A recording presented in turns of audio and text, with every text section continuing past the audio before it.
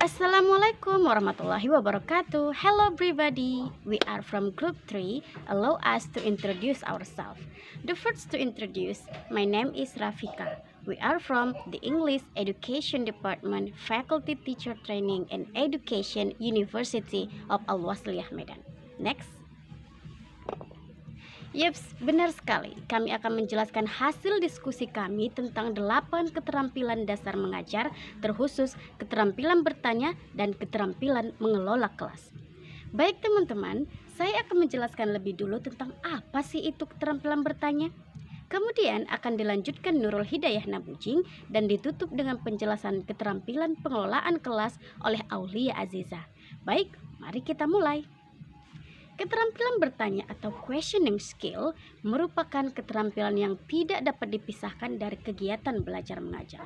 Karena apapun metodenya, apapun tujuan pembelajarannya yang ingin dicapai dan bagaimanapun kondisi siswa yang dihadapi, bertanya kepada siswa merupakan hal yang tidak dapat ditinggalkan. Mengajukan pertanyaan kepada siswa tidaklah mudah. Perlu latihan agar guru dapat menguasai dan menerapkan keterampilan bertanya pada situasi yang tepat. Bertanya secara efektif dan efisien akan menimbulkan perubahan tingkah laku baik pada diri guru maupun siswa. Nah, menurut Kamus Besar Bahasa Indonesia tahun 1990, keterampilan adalah kecakapan untuk menyelesaikan tugas. Kemudian keterampilan bertanya adalah ucapan atau pertanyaan yang diajukan oleh guru yang menuntun respon atau jawaban dari siswa. Ada yang mengatakan bahwa berpikir itu sendiri adalah bertanya. Kemudian selanjutnya komponen-komponen keterampilan bertanya bisa kita lihat di belakang. 1. Penggunaan pertanyaan secara jelas dan singkat.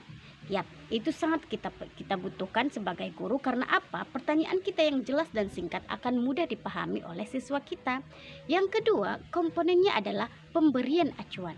Sebelum memberikan pertanyaan, kadang-kadang guru perlu memberikan acuan yang berupa pertanyaan yang berisi informasi yang relevan dengan jawaban yang diharapkan dengan siswa. Contohnya nih, kita ketahui bahwa pasar adalah tempat bertemu penjual dan pembeli untuk melakukan transaksi jual beli. Nah, coba kamu sebut penyebab lain yang mengakibatkan orang untuk berbelanja ke pasar. Ayo, coba siapa yang bisa jawab? Nah, itu salah satu contoh dari pertanyaan yang pertanyaan tadi. Yang ketiga komponennya adalah pemindahan. Itu jelek itu ganti itu nanti.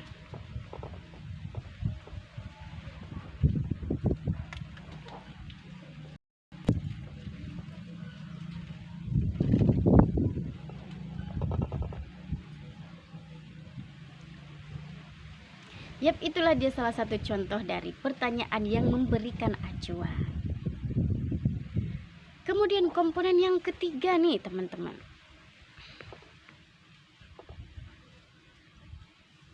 Komponen yang ketiga, pemindahan giliran. Ada kalanya satu pertanyaan perlu dijawab oleh lebih dari seseorang siswa. Karena jawaban siswa benar atau belum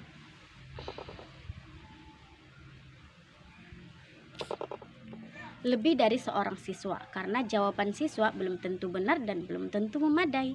Yang keempat, penyebaran. Untuk melibatkan siswa sebanyak-banyaknya di dalam pelajaran, guru perlu menyebarkan giliran menjawab pertanyaan secara acak. Yang kelima, pemberian waktu berpikir. Dan yang terakhir, pemberian tuntunan. Setelah itu, ada komponen-komponen keterampilan bertanya lanjutan. Setelah tadi itu keterampilan bertanya yang masih dasar. Nah, sekarang kita membahas tentang lanjutan. Keterampilan bertanya lanjutan dibentuk atas dasar penguasaan komponen-komponen bertanya dasar yang tadi. Nah, oleh sebab itu, komponen bertanya dasar masih dipakai dalam penerapan keterampilan bertanya lanjutan. Adapun komponen-komponennya adalah sebagai berikut. Coba kita lihat di belakang. Yang pertama itu pengubahan tuntunan tingkat kognitif dalam menjawab pertanyaan. Kemudian pengaturan urutan pertanyaan. Maksud dari ini adalah misalkan kita punya siswa. Nah, kita tahu pertanyaan kita ini pertanyaan yang bisa dibilang akan bisa dijawab oleh siswa yang mempunyai kognitif yang lebih tinggi. Jadi kita mengarahkan pertanyaan itu kepadanya. Bukan berarti kita tidak adil kepada siswa kita, tapi kita bermaksud menunjukkan pertanyaan ini kepada siswa yang memiliki kognitif tinggi atau menurut kita dia pasti mampu menjawabnya. Yang kedua, penggunaan pertanyaan pelacak. Nah, peningkatan terjadinya interaksi agar siswa lebih terlibat secara pribadi dan lebih bertanggung jawab atas kemajuan dan hasil diskusi. Guru hendaknya mengurangi atau menghilangkan perannya sebagai penanya sentral. Ngerti kan teman-teman? Nah, ternyata bertanya itu tidak sembarang bertanya loh. Nah, berikut ini ada jenis-jenis pertanyaan yang baik. Coba lihat di belakang, jenis pertanyaan yang baik atau types of good questions. Yang pertama, pertanyaan permintaan atau compliance question. For example, after listening to your mother's explanation, see who can explain it again in your own words.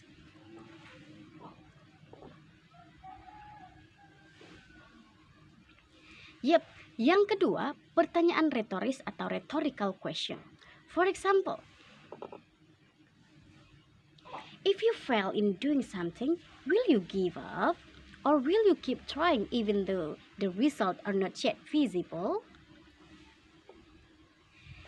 Next, yang ketiga, pertanyaan mengarahkan atau menuntun, prompting question. For example, is there a more effective strategy we could try to accomplish this task?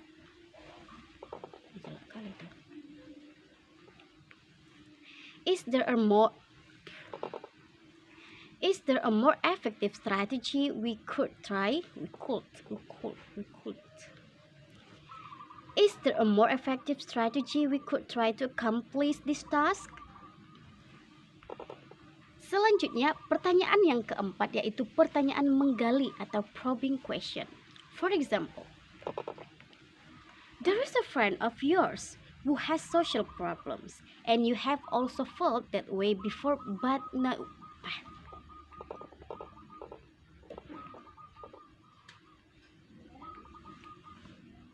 There is a friend of yours who has social problems and you have also felt that way before, but now you can handle it.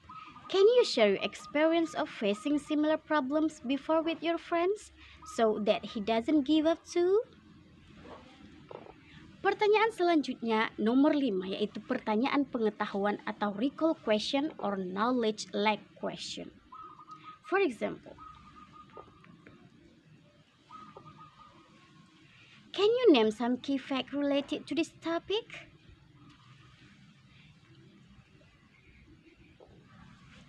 Next, pertanyaan keenam yaitu pertanyaan pemahaman atau conclusion question. For example, are there any questions that still confuse you about this concept? Nomor 7, pertanyaan penerapan atau application question. For example, what would you do if the problem solving you prefer faced different situation and encountered many obstacles? Pertanyaan yang ke-8 adalah pertanyaan sintesis atau synthesis question. For example, can you generate new ideas by combining different perspectives? Pertanyaan ke-9, pertanyaan evaluasi atau evaluation questions. For example, after we have studied many concepts and aspects, can you assess whether our goals in this learning have been achieved? Oke, itulah dia teman-teman beberapa jenis pertanyaan yang baik yang digunakan oleh guru di kelas. Next kita lanjut ke slide berikutnya. Alasan keterampilan bertanya itu perlu dikuasai.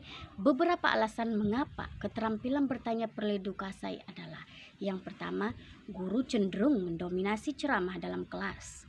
Yang kedua, siswa belum terbiasa mengajukan pertanyaan. Yang ketiga, siswa harus dilibatkan secara mental, intelektual, dan secara maksimal.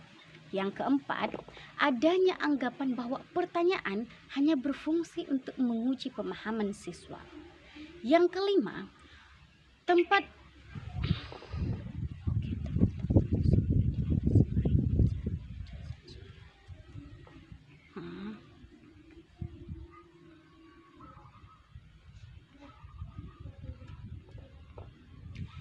Dan yang terakhir adalah adanya anggapan bahwa pertanyaan hanya berfungsi untuk menguji pemahaman siswa saja.